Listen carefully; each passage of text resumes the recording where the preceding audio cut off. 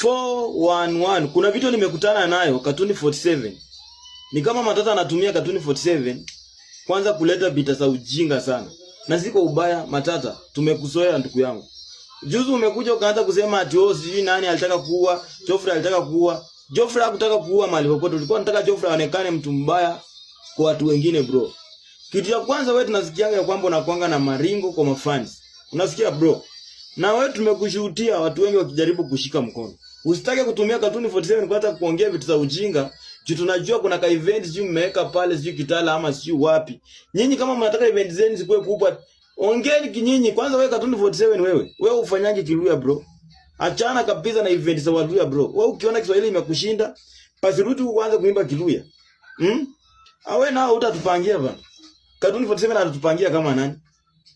Event iko Kakamega, si event iko Bungoma. Au utalazimisha wasanii wote wa Bungoma wakuwe kwa event, wakatamtakana wasanii wa Kakamega hata ili wakuwe wengi kushinda watu wa Bungoma. Bungoma umetoa wasanii wangapi? Wanne. Kakamega sio wametoa wasanii kama 5 hivi. Sasa kama ni kuongeza wasanii ongeza wasanii wa Kakamega. Jizo kaunti zingine pia atakana pia wasanii waende huko. Lakini si ati sisi wote tu wasanii wenye tunatoka Bungoma tuchazane sisi wote huko.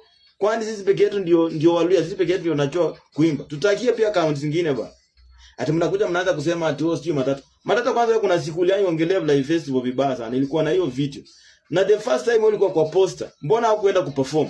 Kama ulikuwa the first time au kuenda kuperform, mbona sasa unangangania this time unataka kwenda kuperform huko? Na kwanza tuambiane ukweli.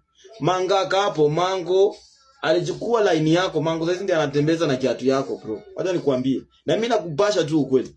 Na si ati sikupendi. Si ati nakuchukia, mimi nakupenda kama mtoto wetu. Lakini unaona nje yenyewe unaenda bro. Please.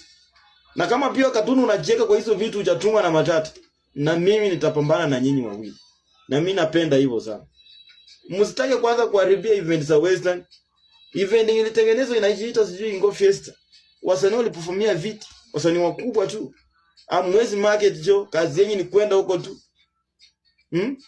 Matata unaika kwa event za ngapi? Ushai market kweli? At least mtu kama Katuni kinajua ku market, kinaongea juu kinajua.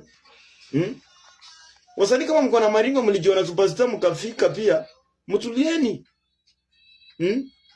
Huku mnatanganya mafanzo nafikiria nyinyi watu wabaya na mko na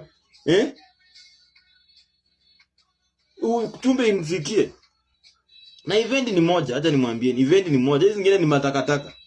Mnafanya video mjaribu mkuja na event nyingine ndio mwe wasanii waenda kuperformia viti. This time haiwezi kupalika. Event ni moja, ni Bulai Festival tarehe 27.